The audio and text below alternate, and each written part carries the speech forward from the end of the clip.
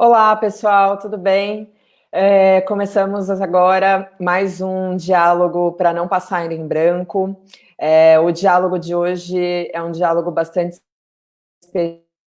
especial, que está muito situado aqui de onde eu falo, né? Moçambique, Maputo. Eu sou a Paola Prandini, sou uma das fundadoras da Afroeducação, diretora da organização, e tenho atuado aí já nos últimos 15 anos a partir, né, da crítica à minha própria branquitude, né, e olhando aí as práticas e as possibilidades, né, inclusive teóricas antirracistas que a gente tem a nosso favor para refletir sobre as relações étnico-raciais, não só no Brasil, mas em outros espaços, né, como aqui também em Moçambique, de onde eu falo nesse momento. Eu divido a curadoria dos diálogos para não passar em branco, né? A idealização é da Afroeducação, mas também do Instituto Ela, Criações Educativas. E, mais uma vez, temos aqui Ana Helena, minha parceira de diálogo. Como você está, Aninha? Olá, Paola. Olá a todas e todos. Tudo bom? Boa tarde. Bom dia, boa tarde, boa noite. Para quem está nos assistindo em diversos lugares do mundo. E é isso, vamos começar. Sempre um prazer estar aqui. Estou adorando o nosso quarto encontro, para não passar em branco. Muito feliz. Exatamente, exatamente. Está crescendo, estamos construindo. Muito bom. E nosso convidado hoje é um convidado bastante especial, né? Vou trazer já ele aqui para junto de nós, Eduardo Lichug, que tem sido um companheiro, inclusive, de jornada aqui enquanto eu venho, né, não só nessa vinda a Maputo, mas nas vindas também anteriores, nós tivemos o prazer de realizar algumas coisas em parceria, e eu fico também bastante feliz de que você tenha aceitado o nosso convite, Eduardo. Acho que você está com o seu microfone fechado, se quiser abrir para fazer as suas saudações iniciais, fique à vontade. Sim, muito boa tarde a todos. Obrigado, Paulo, obrigado, Ana, né, por me trazerem aqui para esta rede, né, para podermos partilhar aqui algumas ideias e reflexões em volta destas questões que achei bastante interessante, como vocês colocaram o título, né, não deixar com diálogo para não deixar em branco. De facto, há muita coisa aí que ficou no preto, mas que agora tem que vir ao de cima, né? A luz, a conversa, a discussão, a crítica, enfim.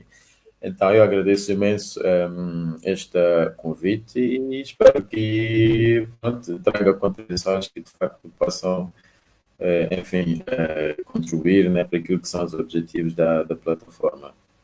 Maravilha, não, com certeza sim, a contribuição vai ser muito grande. O Eduardo, para quem não conhece, é etnomusicólogo, é doutor, né, em etnomusicologia pela Universidade de Aveiro, em Portugal, e também diretor adjunto da Escola de Comunicações e Artes daqui da Universidade Eduardo Mondlane, de Moçambique.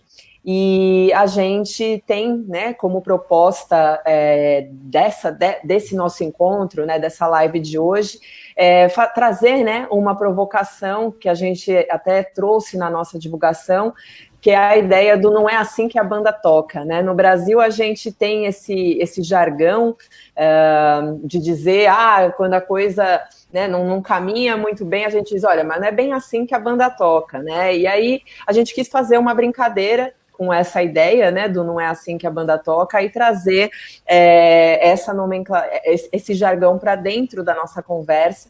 E eu gostaria, então, já de começar o nosso papo aqui, pedindo, Eduardo, para que você pudesse comentar um pouco sobre a sua experiência enquanto etnomusicólogo em Moçambique e o quanto que as experiências que você acumula, né, como pesquisador, como educador, acho que o Eduardo deu uma caidinha aqui, vamos só aguardar. A gente hoje tem que continuar com um pouquinho mais de paciência, porque infelizmente a internet de Moçambique às vezes nos deixa passar esses apuros.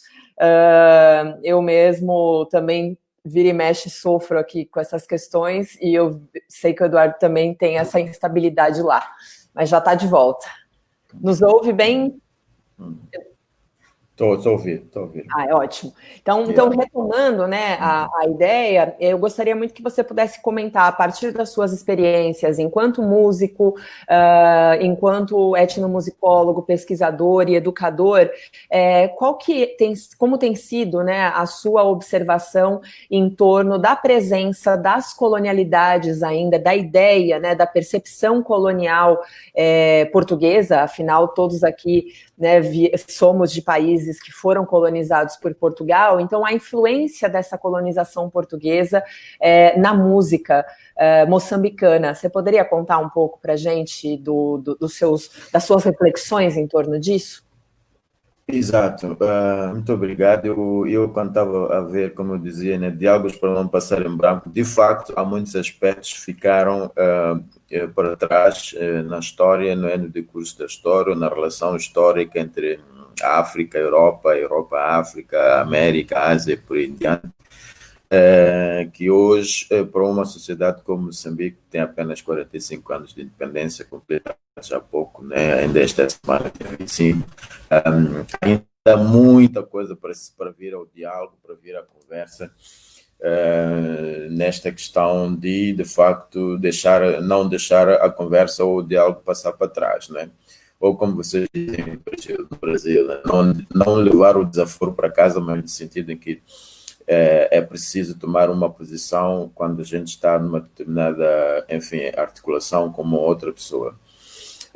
A minha reflexão sobre a música, sobre os efeitos da presença europeia em Moçambique, suscita exatamente isso que vocês estão aqui a tocar, a dizer, né? No sentido em que não se toca sempre de um único modo. Porque veja que a partir desse momento que Moçambique se tornou, digamos assim, colônia portuguesa, o território passou a ser representado como tal, não é? Uma colônia, não é? E toda a gente já sabe o que quer dizer o facto de ser colônia, não é? Neste contexto colonial, que é a submissão, que é a imposição de vários conjuntos de princípios, valores, enfim, culturas, formas de estar e formas de pensar dentro desta relação colonial, colonizador e colonizado. Evidentemente, o modo de pensar a música está muito demarcado pelo modo de pensar a música e fazer a música como o europeu faz. Uma dessas formas que eu acho que influenciou muito é que, a partir do momento em que nós nos tornamos colônia portuguesa, e as nossas práticas musicais, culturais, falo da prática cultural abarcando várias outras modalidades da arte, práticas performativas, né? A forma como essas práticas foram verbalizadas ou designadas, escritas, registradas, impuseram logo a partir daí uma identidade, não é? Uma designação que começou a representar a identidade moçambicana. Então, quero dizer que da primeira vez que a cultura ou as práticas musicais em Moçambique foram, digamos, nomeadas por uma palavra que alheia à cultura africana ou à cultura moçambicana ou à cultura daquele grupo linguístico restrito, o qual teve o primeiro contato com os portugueses nesse sentido, foi designado música. Vamos dar o exemplo, por exemplo, da música choque, que está associada à timbila, que é digamos assim, o patrimônio cultural da humanidade. A timbila é considerada isso, né? Então, o fato da timbila ser o patrimônio da humanidade quer dizer que ela está intimamente associada a este contacto colonial, no sentido em que o português chegou aqui, olhou para aquele instrumento, digo esse, poderia dizer o outro, e engraçou-se com ele e as suas práticas, e chamou a música aquilo tudo. Quer dizer, há um conjunto de práticas, não é, que não se dissociam uma da outra, mas neste contexto da colonização, essas práticas foram recortadas por uma palavra única que é música. É por isso que hoje nós temos música shop, por exemplo, ou música moçambicana, não é? Mas é um contexto, é um conceito, é um termo que nós, se formos a ver dentro daquilo que são as realidades culturais rurais, não é? Não tem nada a ver com o contexto. Não é? Então, para dizer que esse é um dos primeiros aspectos que eu acho que interessa reflexionar, do tipo, não deixar passar em branco, porque música, no sentido europeu, não tem o mesmo significado que música no contexto africano, não é? E até asiático. No Japão, por exemplo, a palavra música, na tradição japonesa, não existe essa palavra. Nas tradições africanas também, a palavra música não existe. Portanto, ela começa a existir apenas a partir deste contexto da relação entre a África e a Europa, ou entre a América e a Europa, ou entre a Ásia e a Europa, em que, a partir daí, começamos a encontrar estas formas de relacionamento. Portanto, as minhas reflexões, do qual faz parte da minha tese de doutoramento, é justamente nesta ideia de fazer esta reflexão de relativizar as fontes sobre a música em Moçambique, relativizar as fontes sobre a música em Moçambique, analisar como é que o discurso colonial, digamos assim, construiu identidades musicais, definiu ou construiu ou criou espaços sonoros no ouvido dos moçambicanos que até hoje, digamos assim, praticamente apagaram a sua identidade, não é?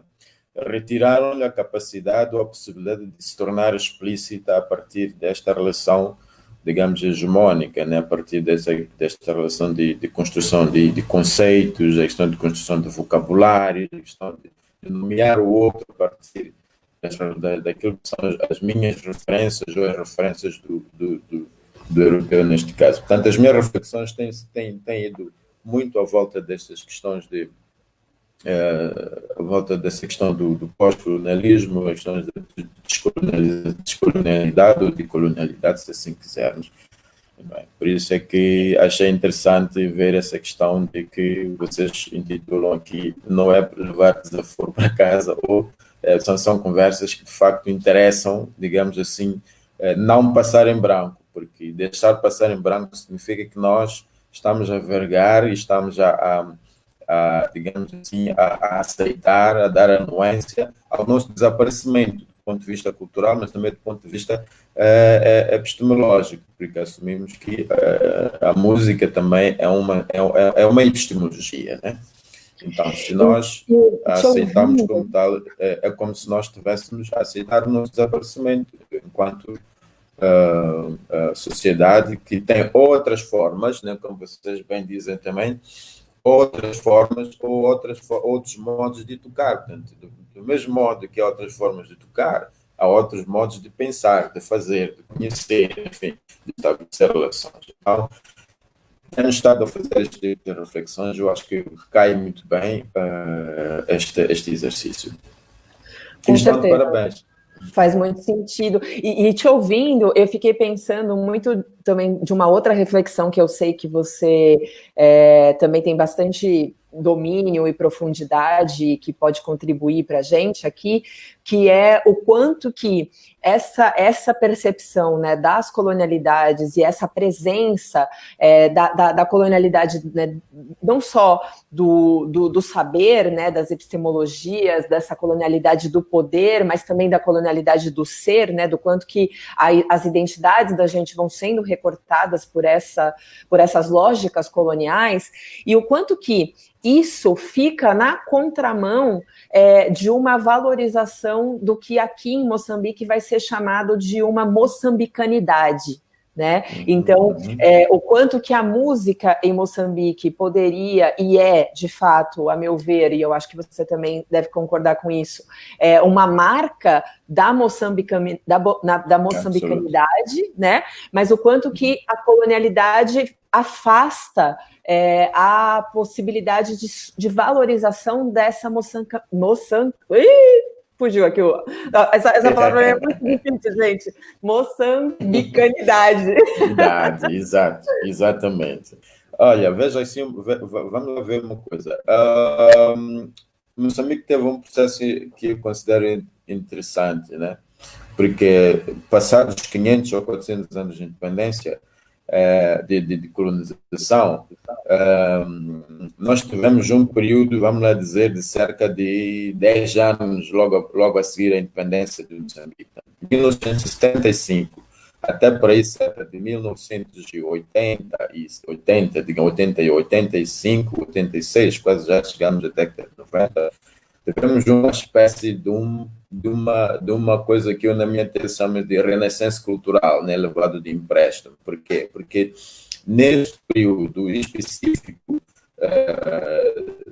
da construção da moçambicanidade, né, enquanto país, enquanto Estado, enquanto nação, enquanto sociedade, neste período, houve uma tentativa exatamente daquilo que eu chamo lá no meu trabalho de tese, que chamo daquilo de moçambicanização da cultura, né? A moçambicanização da cultura, que era um processo que era resultado de outros processos que ditaram a luta armada da libertação de Moçambique, ou seja, de outros processos que levaram, não é, ao desencadeamento de ações nacionalistas. E como é que isso vai se fazer? Depois de 1975, a política do Estado foi exatamente esta: moçambicanizar a cultura, quer dizer o quê? A cultura tornou-se a política do Estado para construir a nação, para incutir, digamos assim, na sociedade moçambicana a importância da cultura para a afirmação da própria sociedade, para o povo tomar o poder, né, como se diz, através da cultura, não é? E assim. Só que este processo ocorre, portanto, num período muito curto, não é? Vamos dizer, de 1975 até 1986, o país entra por uma outra fase. Mas o que é que eu queria destacar aqui? Queria destacar que a moçambicanização do país teve a base na cultura, que durante os 500 anos praticamente esteve,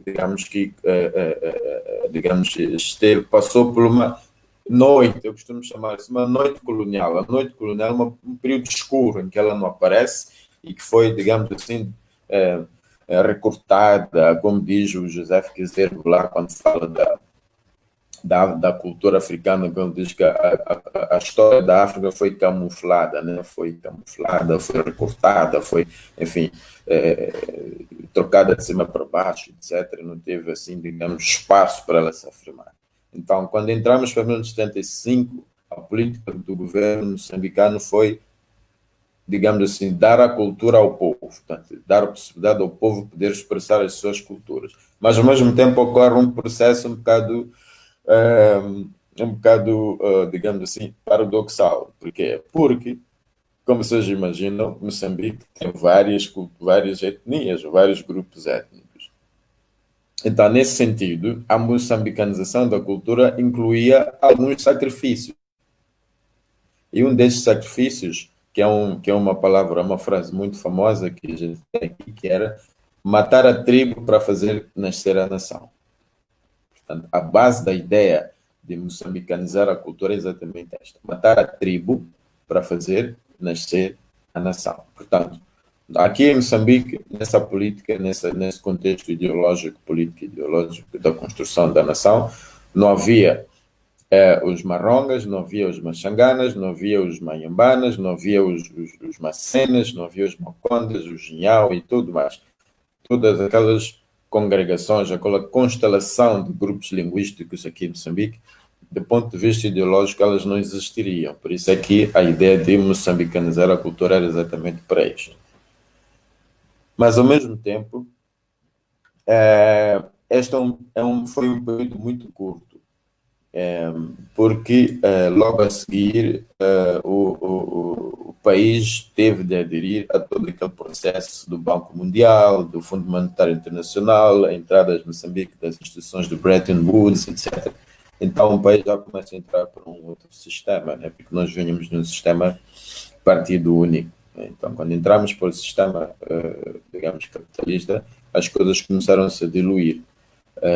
Por isso é que no meu trabalho, há um trabalho que eu fiz sobre o percurso histórico da música popular. Numa das componentes lá faço esta periodização dos contextos políticos, não é?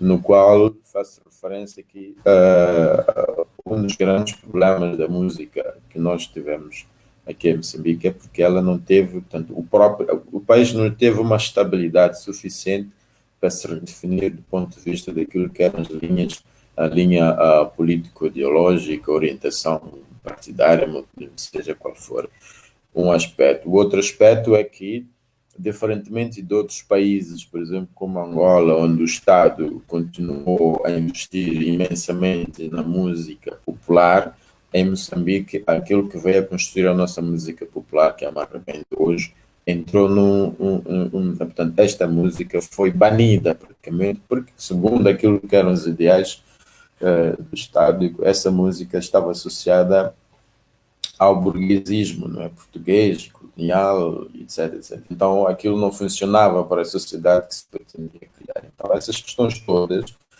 a meu ver, ainda criam, digamos assim, uma espécie de confusão na sociedade moçambicana, ao ponto de que nós até hoje, portanto, a música popular até hoje moçambicana, na Arrebenta, nunca foi tão popularizada, por exemplo, tal como aconteceu com o samba em Angola, porque houve ali algumas nuances do ponto de vista de orientação político-ideológica, não é? Em que algumas questões não foram bem tratadas nesse sentido. Então, a questão do pós-colonialidade, em algum momento, vai se refletir no sentido em que essa pós-colonialidade, do ponto de vista do saber, não é? Do ponto de vista do saber, ainda está muito agarrada, digamos, ao legado colonial. Sim, sim, com certeza. Faz muito sentido, realmente. E só antes de eu passar a bola para a Ana, que eu sei que a Ana também já está, com certeza, né, com um monte de coisas para colocar aqui na roda, a gente já tem recebido desde o início, na verdade, alguns comentários. Então eu vou tomar a liberdade de ir trazendo esses comentários aqui aos pouquinhos para a nossa conversa.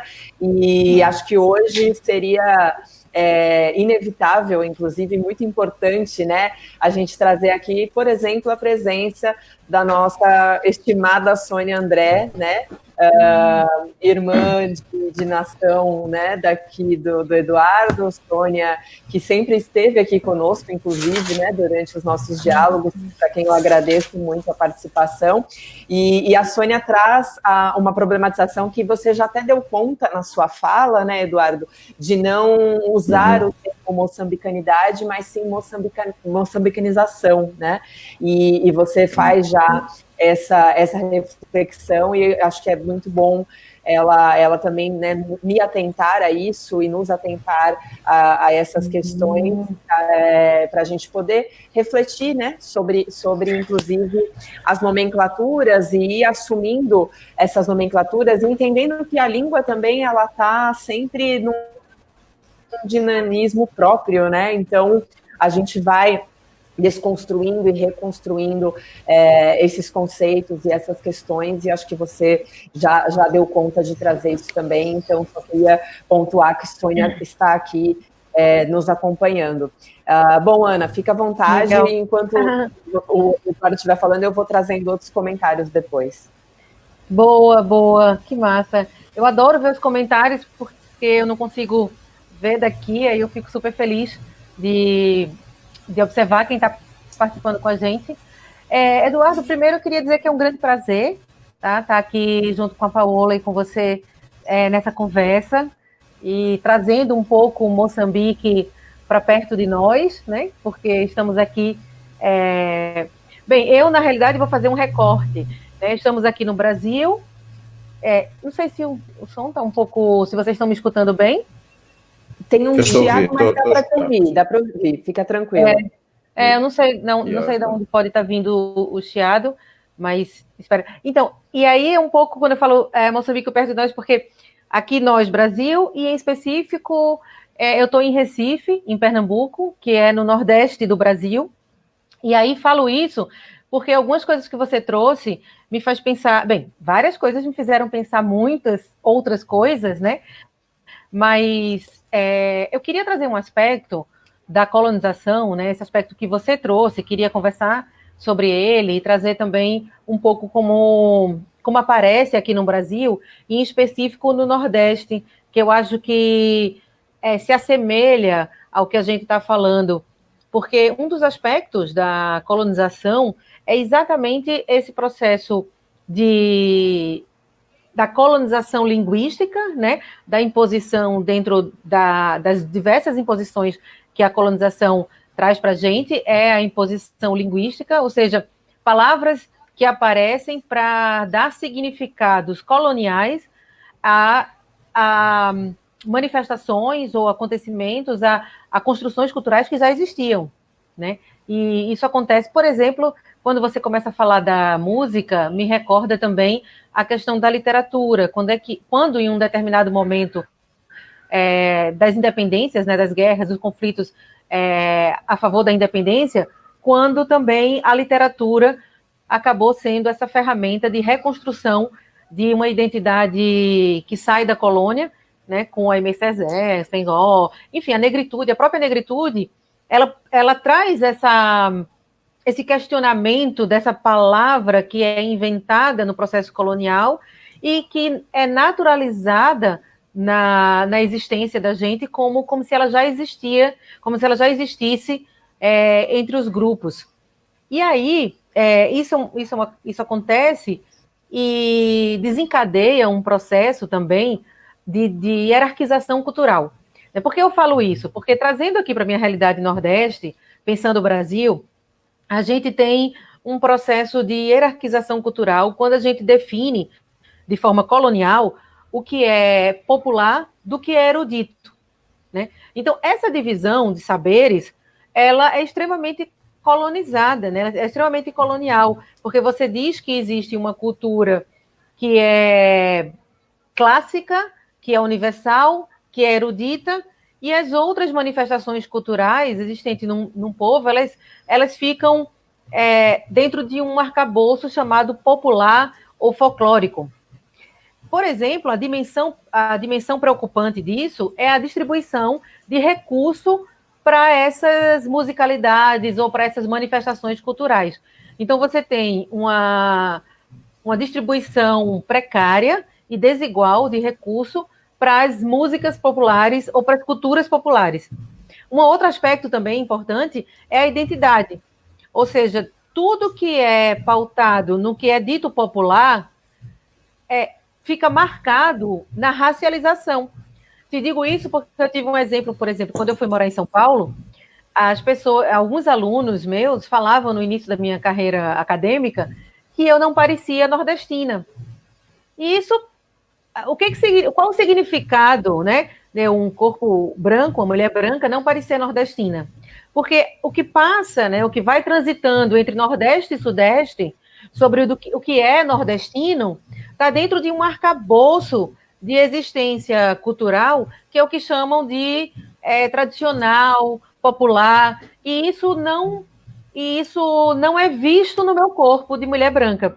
Então, trago essa introdução aí para pensar um pouco com vocês, assim, se essa divisão que a gente faz aqui na nossa característica de colonialidade, né, que é popular e erudito, se isso aparece em Moçambique também, né, essa ideia de popular e erudito, estigmatizando e estereotipando o que significa popular e universalizando o que é clássico e erudito. Isso é uma característica da branquitude e é uma característica que aparece em várias manifestações culturais, né? Não sei, eu queria fazer esse diálogo, como é que isso aparece em Moçambique, porque aqui no Nordeste aparece, é quase como se eu não tivesse um corpo racializado para ser uma tocadora de rabeca. E aí, isso, não sei, rabeca é um instrumento aqui muito, muito usado na musicalidade nordestina, né, do Nordeste do Brasil. Então, é interessante isso, como se a racialização, o componente raça, para a gente problematizar a branquitude, ele marca marca essa hierarquização cultural e define palavras para definir espaços. Então, popular está num espaço, erudito está em outro espaço, e esse espaço é marcado pela raça.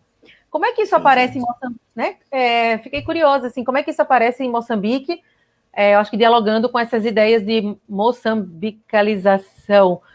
Ai, eu acho que eu não falei direito, mas construindo. Porque essa coisa da identidade, eu gostei muito da fala também da Sônia André, que aqui também se fala nordestinidade. E parece que a nordestinidade é uma caixa que compõe todas as pessoas nordestinas. E é uma loucura, porque parece que é uma identidade fixa, né, de uma existência nordestina. E que a gente sabe que existe uma gama, um leque, uma possibilidade vasta de ser nordestina. E queria dialogar isso, trocar essas construções com você. Sim. Absolutamente. Eu concordo perfeitamente com esta questão, porque de facto a colonização também, quer dizer, eu acho que tudo aquilo que nós vivemos hoje é a colonização, é a pós-colonialidade. Nós somos produto da colonização, o legado dela está conosco, quer a gente queira, quer não, consciente ou inconscientemente. Então, essa hierarquia reflete exatamente a forma como o próprio sistema hierarquizou, não é? As sociedades, as culturas, a forma de ser e estar. Por exemplo, esta ideia de que a África é um lugar sem cultura, um lugar sem escrita, logo sem história, porque ela não escreveu a sua história, alguém escreveu sobre ela. Já também cria uma outra forma de hierarquização dessa sociedade africana, neste caso, podemos particularizar com o caso de Moçambique. Cria, sim, essas hierarquias. Mas um pouquinho antes eu queria concordar com a Sônia André, antes de continuar a refletir um pouco sobre o que a Ana acaba de falar. Sim, de facto, a moçambicanização é um processo. Por isso aqui, até hoje, essa ideia de moçambicanização da cultura, não é? É um processo que visou criar toda esta possibilidade do moçambicano ir se reconstruindo, ir se fazendo, ir se construindo culturalmente, seja lá de quais formas possíveis for, né? É um processo não acabado. Enquanto que a moçambicanidade, de facto, é isto que a Ana disse, dá a impressão de que é um grupo específico que está, digamos, circunscrito a um determinado grupo social, ou seja, como for. De facto, é isso. Queria só sublinhar o que a Sônia acabou de colocar ali. Nós aqui temos, em Moçambique, aquilo que é a minha apreciação, a minha maneira de perceber os fenómenos artístico-culturais, temos sim uma hierarquização. A literatura seria, na minha maneira de ver, digamos, aquela que inspira mais, né? Tem uma áurea a literatura, porque pronto, é onde se opera toda aquilo que os gregos diziam, né? A cultura, o saber, a ideia de sofismo, saber falar, articular e todas essas coisas. Isso é uma forma também de criar que nós temos, que é poeta, que é não sei o quê, etc., que está neste universo literário, de produção literária e tudo mais, não é? São as pessoas também que têm um determinado status aqui. A música, os músicos são os tais, não é? Boémios e não sei o que, etc. Tudo isto e não sei o que por aí em diante. Mas, no final das contas, também temos toda esta situação em que, por exemplo, que eu acho que a partir do momento em que começamos a ter, por exemplo, que surgiu a Escola Nacional de Música, tudo isto aparece depois da independência, portanto, a Escola Nacional de Música, a Escola Nacional de Dança, a Escola Nacional de Artes Visuais, que, de certa forma, tiveram um discurso que visava trazer um processo renovador da cultura, não é? No sentido de que a cultura, sim, a cultura, a moçambicanização da cultura, sim, é um processo que deve estar nas mãos dos moçambicanos, sejam eles a fazer, a operacionalizar os processos. Então, nós temos essa situação neste período que acompanha toda aquela questão que eu expliquei até 1985, dessa questão da construção da nação moçambicana para a cultura. Nós também temos, hoje em dia, por exemplo, essa hierarquização de quem acha que quem toca o tradicional, por exemplo, temos essa designação, portanto, do tradicional, outros até chamam o raiz, e tem aqueles que agora, com a Escola de Comunicação e Arte, que começa a dar estas formações de formação superior, que tem um currículo, digamos assim, muito ocidental, não é? As pessoas também acabam começando a achar que, pronto, eu toco violino, não é? Então tenho mais uns ombrozinhos e tal, quer dizer, sente-se mais digamos assim, valorizado porque tocam violino, por exemplo. Uma situação só, um dia eu converso com um aluno e digo a ele, olha, vamos precisar de ti para vir tocar no sítio X, não é? Mas eu não estou preparado. Mas não estás preparado por quê? Não, porque tem que ensaiar, ler a pauta primeiro. Desculpa lá, quer dizer, você hoje em dia quer ler a pauta, mas você aprendeu a ler na igreja, como é que você leu na igreja? Não é? Ainda que houvesse o tônico solfá, ou outro que a tônico solfá também é uma pauta, né? É uma forma de escrita. Mas, em geral, se nós formos a ideia de generalizar o aprendizado cultural, não utilizar pauta nenhuma. Se aprende de forma, não é, oral, não é, a partir de um processo de socialização característico daquela sociedade. Então, como é que de repente hoje você diz que já não posso tocar porque não estou preparado? Não sei o que dizer. Então, quer dizer, coisas como essas, que do ponto das lógicas, né, de querer tocar, não tem necessariamente que ensaiar, não quer dizer que a música africana não se ensaia, mas quer dizer, há aquele princípio que a gente diz no senso comum, portanto, todo brasileiro dança samba, mas não é bem assim também, quer dizer, há estas coisas.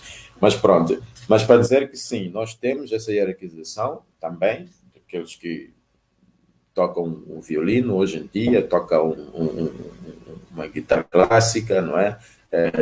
Enfim, é pau e ter a coragem de dizer que isto aqui não dá porque não tem pauta, tem que ter pauta, não é?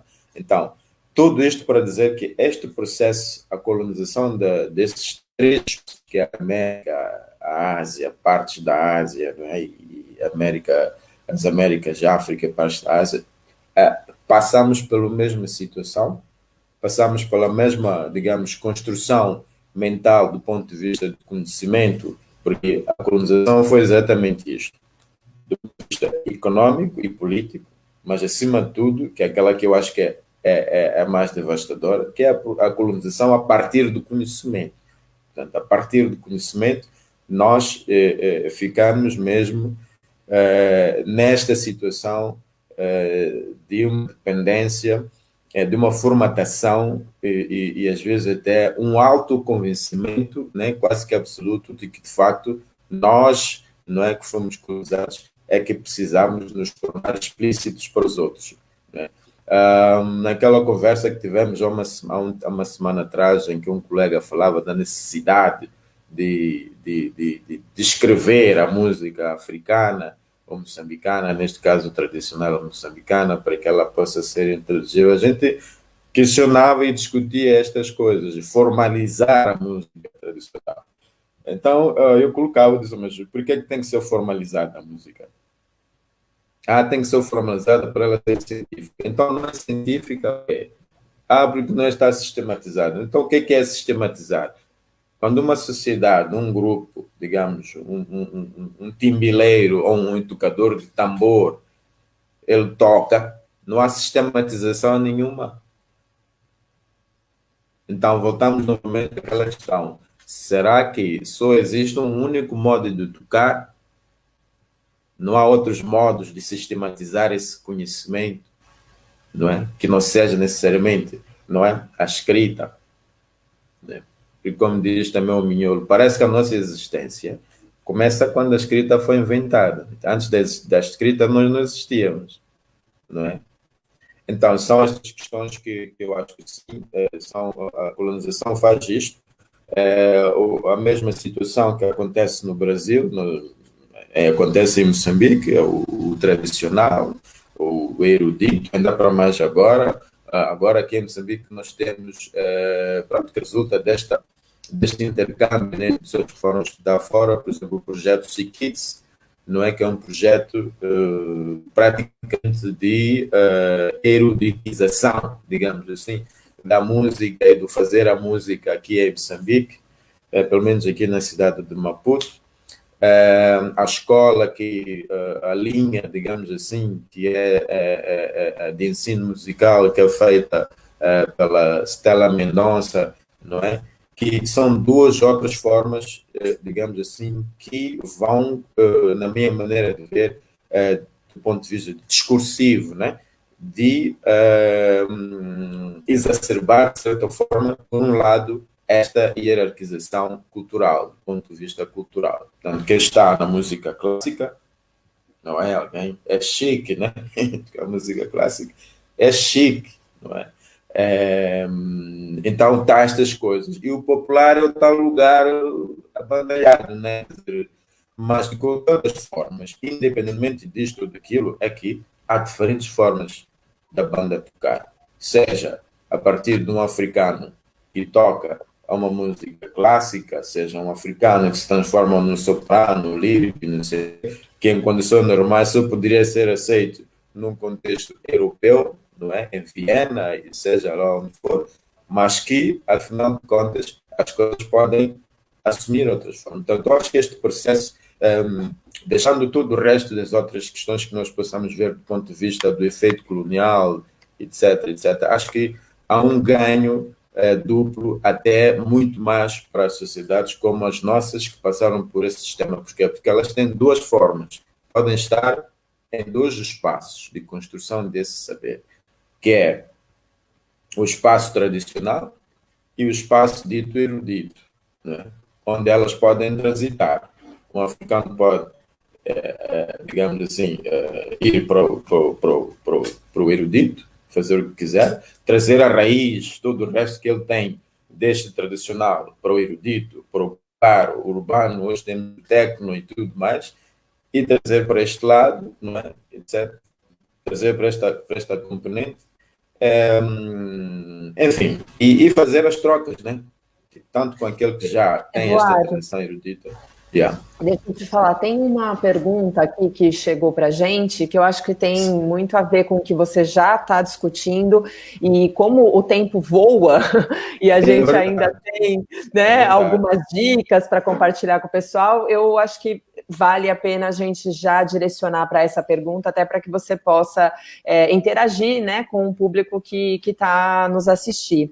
Certo. A pergunta que a gente recebeu aqui foi do Tom Nascimentos, e ele diz: o professor Kofi Agaú ressalta o impacto generalizado e duradouro da tonalidade funcional dos fazeres musicais africanos, como uma ação colonizadora que tende a suprimir a parte da riqueza e potência das culturas musicais originárias africanas. E aí ele traz, né, entre aspas, tonality as a colonizing force in African music. E aí ele pergunta a ti, Eduardo, como que o senhor vê esse processo aqui em Moçambique? Você poderia responder a pergunta do Tom, por gentileza? Pode pôr a pergunta outra vez? Posso, claro. Portanto, aqui.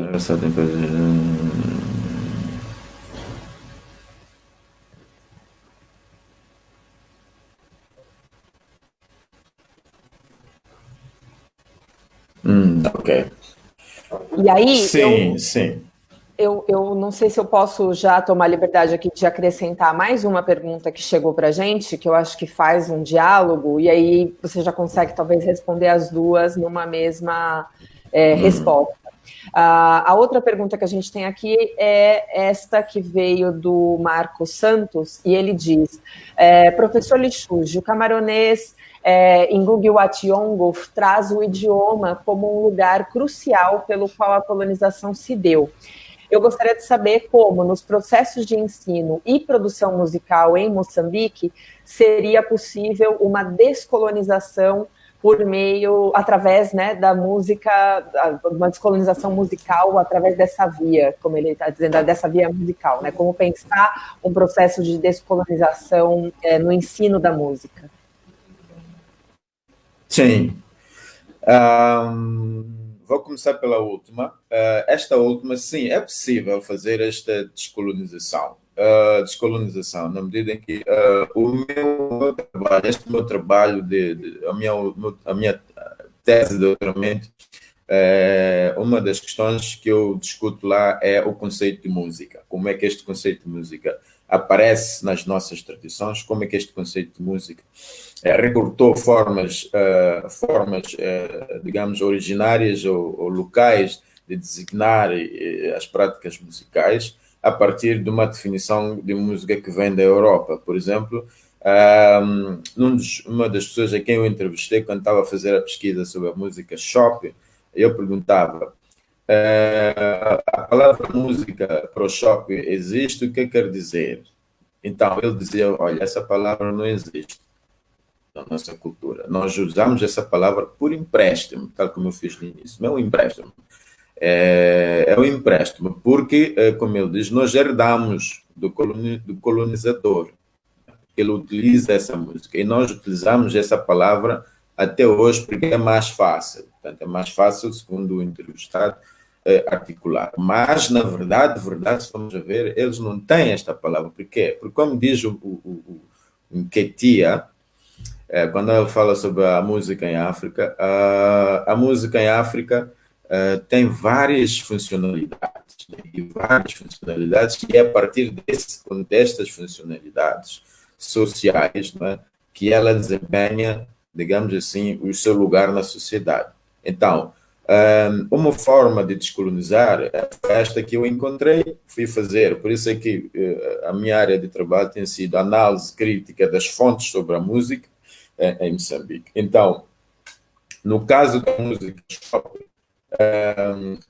há várias maneiras de designar, mas nós não utilizamos essas palavras hoje por causa do contexto em que nós vivemos, não é? Portanto, para dizer música não tens uma palavra, nós vamos utilizar um equivalente. Por exemplo, nhaudil. Na Inguissela, nhaudil-uamo, né? Quer dizer que vou a música ou vou participar de uma sessão. Porque a música no contexto africano é uma coisa pequenina, assim, porque a música em África, muitas vezes em Moçambique, ela congrega vários elementos. A palavra, do ponto de vista, no sentido em que a palavra é utilizada no canto.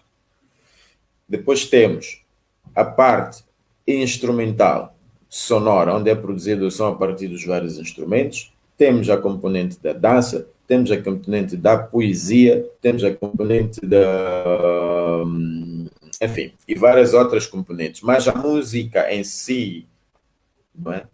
Enquanto definição, dizemos música, é um contexto, é um termo, é uma referência, uma definição muito recente, é uma definição importada do português. Então, por isso é que nesse trabalho eu faço a questão de indicar sempre, na medida do possível, por exemplo, em vez de chamar orquestra de timbila, chamar mgodo. Amgodo, seria assim, né? Amgodo. Amgodo seria o tronco, né? O corpo da árvore, né? Se a gente tem uma árvore, tira as folhas e tira as raízes, ficamos com o tronco. Aquele é o corpo da árvore, Amgodo, né? Então, o Mgodo seria a orquestra do Venâncio, a orquestra do Durão, a orquestra da Paola, a orquestra da Ana. Né? Então, tratando-se de uma orquestra, neste caso de Timbila, estou a falar da comunidade onde eu fiz o estudo, uma orquestra é Ngodo. Né? Ngodo, N-G-O-D-O. Mas seria Mgodo, quando se tratasse do plural. Portanto, temos o singular que é Ngodo e temos o plural que é Mgodo. São vários Ngodos, mas nós chamamos isto por causa da colonização, chamamos orquestra de Timbila. Outros chamam a dança da Timbila. Mas a dança, é uma performance. Que se chama a dança da Timbila. E mesmo essa dança que a gente dança, chama dança da Timbila, tem uma designação. Por exemplo, Ngalanga. A dança Ngalanga. Seria o nome daquela dança. Não é? Que é performada. Mas pronto, aqui entramos em várias outras questões. Para dizer que uma dessas questões que tem a ver com a descolonização disto seria disseminar o uso frequente desses termos. Godo do Venâncio. Podemos misturar.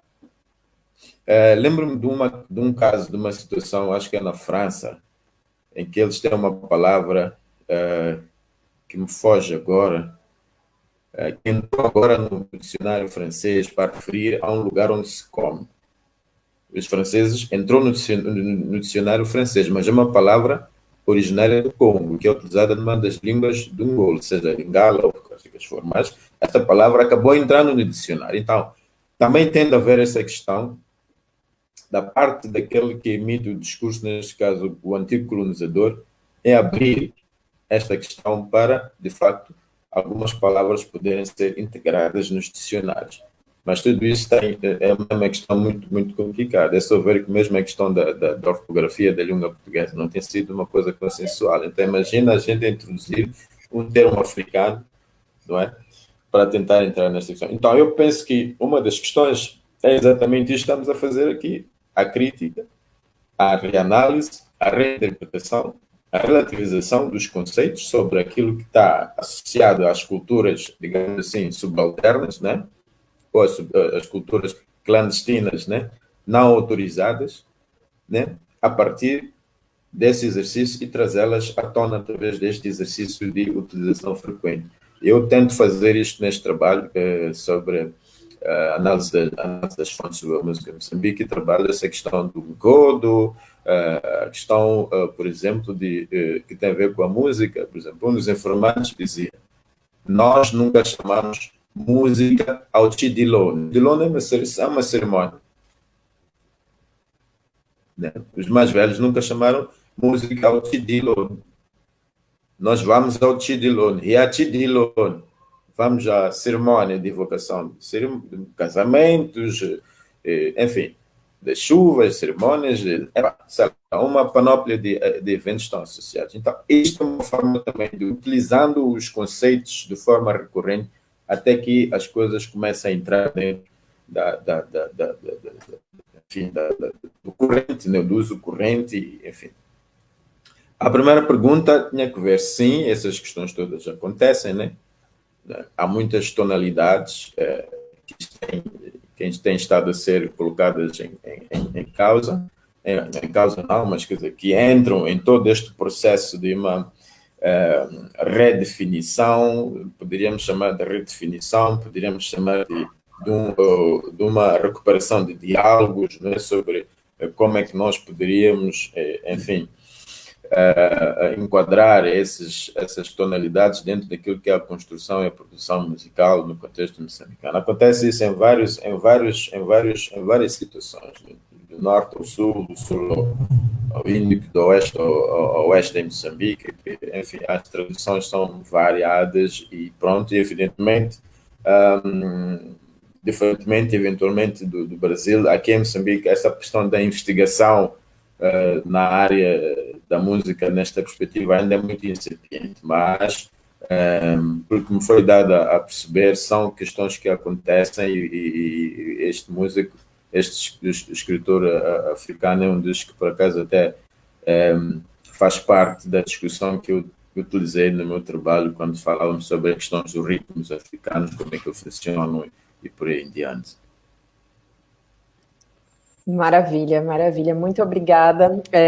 Eu acho que a sua fala agora já me chama a compartilhar a minha dica de hoje. Nós temos, né, um ritual aqui de a cada live pedir para que os nossos convidadas compartilhem dicas, porque afinal a gente sabe que esse tempo é um tempo curto para a gente conseguir dar conta, talvez, de tudo aquilo que a gente gostaria de compartilhar, né, com as pessoas que nos assistem, que nos ouvem. E a minha dica tem muito a ver porque você, agora nessa sua última resposta, traz uma leitura, inclusive, em torno da importância não só da música, mas também da dança, né, enquanto uma prática artística potencialmente descolonizadora. E a minha dica, então, ela dialoga bastante com isso, porque hoje eu resolvi trazer uma dica em formato de filme. Então, eu sei que a gente está aqui falando de música, mas é um filme documentário bastante musical, e que eu acho que tem muito, muito a ver com essa proposta que a gente faz. E esse filme, ele se chama Nena. Para quem está no Brasil vai achar que fala Inhenha, né? Mas não, o jeito de pronunciar é Nena, que é uma palavra que é falada aqui, segundo o diretor, né, que é moçambicano, André Barrulli, em Xangana, que é uma das línguas, né, faladas aqui ao sul de Moçambique. E o Nena é um documentário que vai contar a participação, né, ativa de uma geração, na verdade, de 3 diferentes gerações de mulheres que fazem parte de um distrito do sul de Moçambique, que é o distrito de Maniacassi, e nesse distrito há ali uma prática, né, da dança xingomana. E ali, nesse documentário, a gente consegue conhecer essa prática, a gente consegue se aproximar dos valores da dança, né, da xingomana, enquanto, inclusive, um processo de resistência feminina das mulheres moçambicanas, uma vez que as mulheres moçambicanas apresentam aqui uma potência, né, e uma parte, talvez, essencial, inclusive para as lutas anticolonialistas. E o documentário vai trazer, é um documentário que está disponível no Facebook do filme, então se vocês procurarem Nena no Facebook, vocês vão encontrar a página do filme, e o documentário está disponível lá. O André se tornou um grande amigo, parceiro, que já esteve, inclusive, no Brasil, exibiu o Nena durante o encontro de cinema negro do Osmo Bubu, no Rio de Janeiro, no ano passado. Foi a primeira vez que ele foi ao Brasil, esteve no Rio de Janeiro, em São Paulo. E então fica aqui a minha dica. Eu acho que é uma dica muito valiosa para quem quer conhecer a força e a resistência das mulheres moçambicanas por meio da arte, da música e da dança xingomana. Não sei se você conhece já esse documentário, Eduardo. Confesso que acho que ainda não vi. Então vale a pena. Fica a dica para assistir também. Mas conta para nós, qual que foi a dica que você separou para a gente hoje? Eu tinha separado uma música, uma proposta de música de um grupo também chamado K10. Essa música chama-se Mapinza, que quer dizer, Mapinza que são cordas, né? Como se estivéssemos amarrados e há uma necessidade da gente se desamarrar, enfim, e quer dizer, temos que nos libertar, né, daquilo que é a escravatura, a submissão, de qualquer forma que seja a submissão das pessoas. São pessoas que são livres e têm que ser livres. Então, penso que é uma dica que funciona muito bem. É uma banda muito boa que criou, digamos assim, um paradigma daquilo que é a música popular dos últimos tempos, urbana já agora, popular urbana já agora, ou world music, se assim quisermos, né, por causa desta capacidade que ela tem. É uma banda bastante boa e, enfim, que marcou bastante. Não se pode falar da música popular urbana em Moçambique sem mencionar os K10. Boa. Ótima dica também. E aí a Ana também tem a dica dela, né, Ana? Quer compartilhar conosco a sua? Exato. Eu tenho a pergunta, dá para encontrar a K10 no YouTube, no Spotify? É fácil encontrar? Sim. Opa! Absolutamente. K10 também. Já anotei aqui, vai ser a minha música dessa tarde de sexta-feira. E o filme vai ser a programação da noite de sexta-feira. Já está aqui. Já montei a minha sexta-feira aqui com esse acerto. Uma sexta-feira moçambicana, né? Uma sexta-feira moçambicana, exato. Eu só estou esperando a dica da comida para poder compor aqui. Tá? Faz um frango à zambesiana, o que mais? Opa! Então eu quero aí, Paola e Eduardo, dicas de comida para a gente fazer, para eu compor aqui. Então, a minha dica, na realidade, é de um grupo de São Paulo. Também vai, Eduardo, nessa caminhada de black music que mistura diversos elementos de cultura, e a letra em si, a banda é muito boa, conheço várias pessoas da banda, tenho um grande amigo que toca no grupo, né, no grupo musical, se chama Aláfia, né, o grupo se chama Aláfia e a música se chama Mulher da Costa. E essa música é uma denúncia desse lugar do continente africano para a gente aqui no Brasil como um lugar periférico, né? Comungando aqui com a nossa ideia de crítica à branquitude, essa música traz uma crítica a esse imaginário que o brasileiro tem, às vezes, que a África é um país, e quando não é um país, quando já se acha que é um continente periférico. Tem um pedaço só muito rápido da música, a música já vale a pena escutar, que fala assim: para fábrica categórica, folclórica e geométrica, eurocêntrica e retórica, África é periférica. Então, bem interessante. Mulher da Costa. E o álbum do Aláfia também está disponível, né, nas plataformas digitais, né? Isso. É fácil de encontrar. É fácil de encontrar. Lá é fácil de encontrar. Eles têm 2 álbuns e essa Mulher da Costa é do primeiro álbum deles. Maravilha, muito bem. A gente continua recebendo comentários aqui, né, a Mariana, por exemplo, trazendo aqui a felicidade, né, de poder olhar todos esses ângulos sobre cultura, origens, racismo, colonialismo na nossa construção social. O Alexandre, que já foi um dos nossos convidados, está aqui conosco novamente, dizendo da ideia boa de trazer o filme do André Barrulli como parte das nossas dicas de hoje.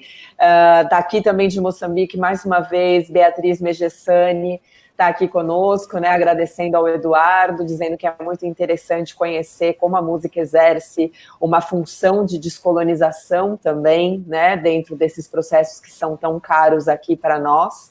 E acho que é chegada a hora, neste momento, do nosso desafio. Não é, Aninha? Exato. Meu computador deu um pane aqui. A hora do desafio. Bem, estamos te vendo. Tá. É que para mim apareceu outra tela aqui do Google, eu já entrei em pânico. Porque quem vai fazer o desafio hoje sou eu, né?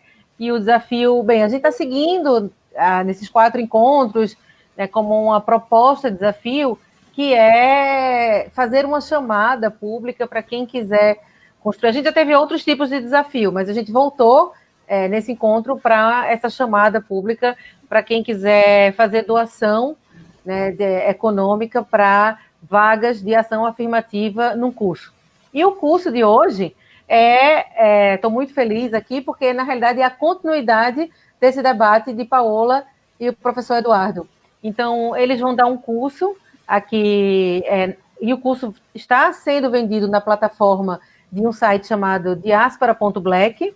O nome do curso é Arte, Comunicação e Decolonialidade. Inclusive, a Paola pode falar um pouquinho aí do conteúdo, mas coloco aqui como desafio quem quiser doar dinheiro, né, doar alguma quantidade, alguma verba, para que a gente possa construir uma ação afirmativa, para que a gente possa fazer dessa doação uma possibilidade de vaga para pessoas negras e periféricas de participar do curso da Paola e do professor Eduardo, que se chama Arte, Comunicação e Decolonialidade. Tá? Vai ser aí no dia 21, 22 e 23, e a venda está sendo no Diaspora Black. Convido também o pessoal a se inscrever, né? Na realidade, o desafio é participar aí dessa doação para a construção de política de ação afirmativa, mas eu vou expandir aí e convidar as pessoas para se inscreverem no curso, né? Paola quer falar um pouquinho, fala um pouquinho para a gente daí do conteúdo do curso. Sim, sim, tanto eu quanto o Eduardo, né? Esse curso é um sim. curso que foi gestado por mim e pelo Eduardo na minha primeira vinda aqui a Moçambique, quando a gente se conheceu e a gente começou a trocar figurinhas sobre o que nós fazíamos e começamos a ver, né, as possibilidades de interseccionar as nossas práticas e as nossas pesquisas.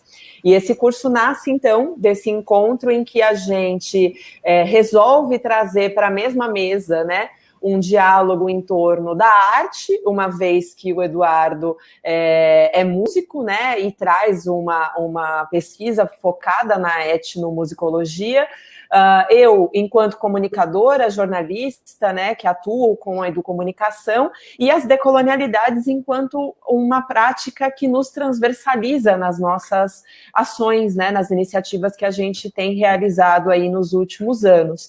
Então, esse curso ele já foi, inclusive, ministrado por mim e pelo Eduardo na primeira vez, né, na primeira vez que ele foi pensado, foi em parceria com o Centro Cultural Moçambicano-Alemão, CCMA, daqui de Maputo, mas agora, nesse momento, a gente tem essa nova chamada, né, para essa formação, um curso totalmente online, que acontece dessa vez em parceria com o Diaspora.black, que é uma plataforma interessantíssima, né? Quem não conhece, vale muito a pena conhecer o Diaspora, e essa formação vai acontecer, está prevista para os dias 21, 22 e 23 de julho, às 10 horas da manhã aí no Brasil e às 15 horas da tarde aqui para quem está no horário de Moçambique, né? E a gente sabe que nós temos pessoas de outros países nos assistindo, mas aí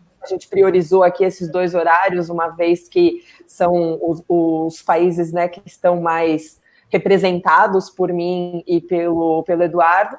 E o que mais, Eduardo? Complemente aí, por favor. O que mais que eu posso comentar? Sim, sobre o arte de comunicação de colonialidade? Sim. Isso. Ok, sim. Não, acho que é uma iniciativa. Eu acho que são destas coisas que eu acho que tocam a toda a comunidade que fala a língua portuguesa, enriquecer o debate sobre a sua história comum, acima de tudo, e encontrar reflexões que possam ajudar-nos a encontrarmos os outros, a identificar histórias comuns, pensamentos comuns, formas de construção de uma comunidade de língua portuguesa que esteja muito mais próxima de si.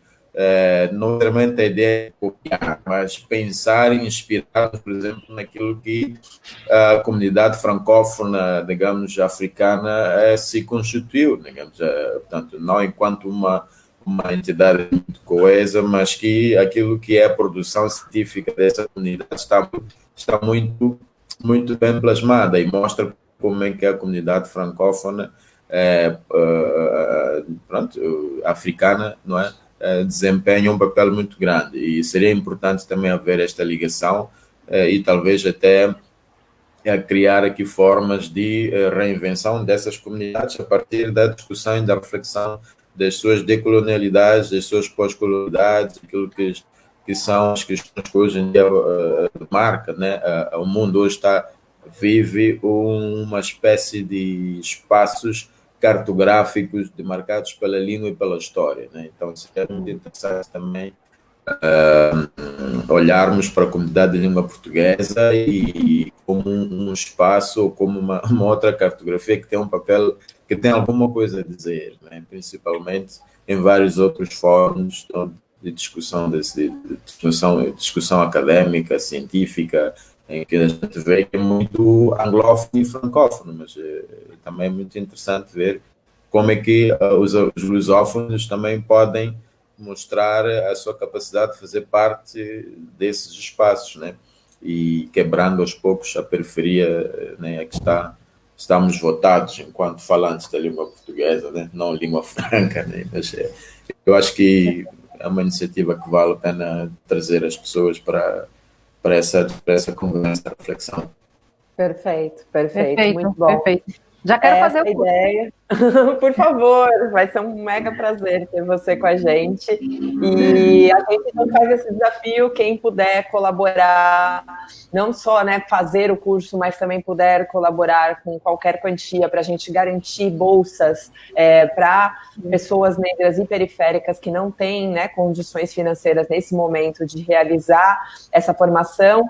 Entre em contato com a gente, pode deixar aí já o seu nome nos comentários ou depois nos procurar, né, via redes sociais, via WhatsApp, para quem tem, né, esse contato direto conosco, ou então, né, dentro do nosso Facebook, Instagram, Twitter, entre em contato lá nessas redes da Afroeducação, e a gente com certeza vai ter a maior felicidade e carinho em poder contribuir, porque afinal fazer uma reflexão crítica à branquitude, como a gente vem falando aqui, né, nesses últimos dias, nesses últimos encontros, é também realizar reparação econômica, né? Os processos de reparação são muitos, tem as reparações que são simbólicas, tem aquelas que são mais concretas, e eu acho que a econômica é uma dessas possíveis que a gente pode exercer, né, enquanto pessoas que estamos aí preocupadas em estabelecer a luta antirracista como parte do nosso dia a dia.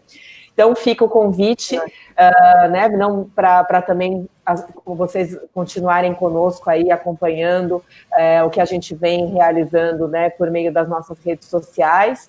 E já deixo também o convite para o nosso próximo encontro, né, nossa próxima live, sexta-feira que vem, dia 10 de julho, no mesmo horário, meio-dia, né, aí no Brasil, 5 horas da tarde para nós que estamos aqui em Moçambique. Então, vai ser muito bom se a gente puder reencontrar todo mundo novamente. Agradecer mais uma vez a participação ativa, todo mundo que foi trazendo comentários, né, que nos assistiu agora ao vivo por meio do Facebook, e também aqueles que vão assistir depois nos nossos canais do YouTube, né, Ana? Exato.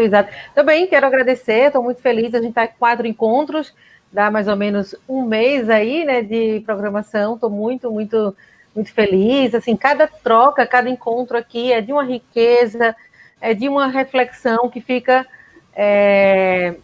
ecoando, né, reverberando aí o dia inteiro e o passar dos dias. Acho que a gente está muito feliz, muito grata mesmo da gente estar juntas aqui, né, enquanto Instituto Ela, Afroeducação, e os convidados e convidadas que trocam com a gente é muito bom, muito bom. É de uma riqueza que traz muita animação e felicidade. Queria agradecer, professor Eduardo, um prazer conversar aqui um pouquinho. Já estou toda animada para fazer o curso, dia 21, para continuar essa conversa. Sim. Sim, eu também estou contente por ter sido convidado, por vocês terem convidado para participar aqui desta sessão. Acho que há muita coisa, de facto, para se dizer. Pronto, vai ficar para outra. Há uma questão que eu queria colocar, mas do ponto de vista na área da literatura, mas vamos falar disso na próxima. E estou feliz, Paulo, muito obrigado pelo convite. A Ana também, muito obrigado, por prazer por conhecê-la também. E pronto, como dizem aí no Brasil, vamos que vamos, né? Sim, e aqui a gente, aqui em Moçambique, aqui no Sul, a gente diz, ai, longo loquene, não é? Vamos, ai, longo loquene, vamos todos, né? Logo loquene. Vamos a isso. Pronto. Que bom. Maravilha. Então, muito obrigada mais uma vez. Obrigada, Ana. Obrigada por todo mundo que nos acompanhou. Estamos recebendo aqui vários comentários, né, de agradecimento. Então, pessoas que estiveram conosco aqui durante essa conversa. Como a gente também diz, né, aqui em Xangana, né, Eduardo, Canimambo, né? Canimambo. Canimambo é obrigado, né? Canimambo é obrigada em Xangana. Canimambo, ótimo. E como que é obrigada em Ronga, já que é a sua etnia, Eduardo? Eu não lembro, você já me contou alguma vez? É igual. Em Ronga? É igual. É igual? A mais popular é Canimambo. mas pode dizer a quem, sabe? Agradeço. A quem, sabe? Na quem, sabe? Na quem, sabe? Na quem, É uma forma também de dizer gratidão, enfim. É isto. Maravilha. Que bom, Tá que bom. Muito bem. Tem várias formas de agradecer a todas e todos. E sexta-feira que vem a gente está aqui de novo. Isso aí. Até lá, então. Tchau, tchau, gente. Tchau. Bom Tchau, tchau. Obrigada. Bom fim de semana. Tchau, tchau. Yeah.